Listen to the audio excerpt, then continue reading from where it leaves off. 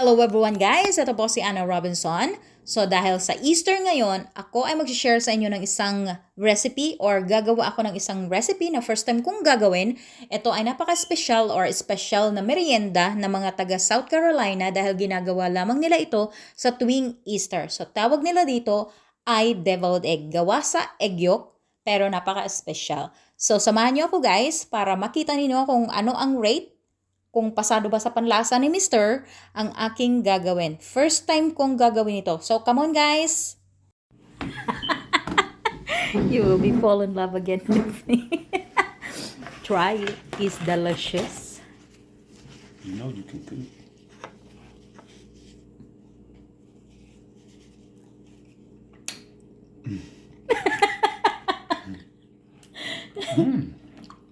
What? Ain't good.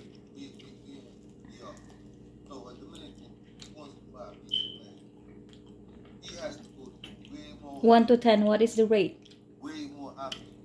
One. I give you a 10.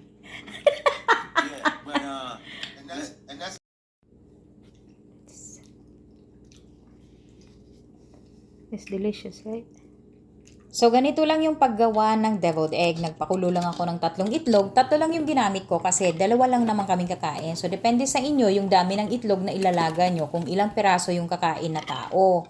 So, after ko mapakuluan yung itlog ng 14 minutes, binabad ko muna siya doon sa malamig na tubig na may ice. Nang sa ganon, ito yung paraan nang sa ganon, madali nating mabalatan yung itlog na hindi masisira yung balat ng egg. And then, hiniwa ko siya sa gitna para makuha natin ng mabilisan yung egg yolk.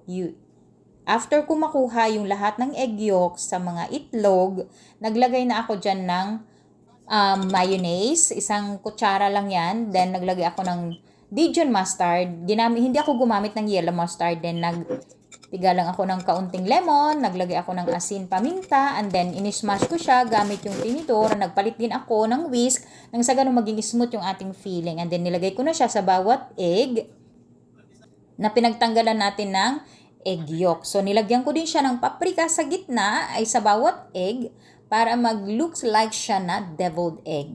Kasi hindi siya magiging deviled egg kung wala yung paprika na ibubudbud mo sa ibabaw ng bawat egg yolk. Ayan na yung finished product. Thank you for watching, guys!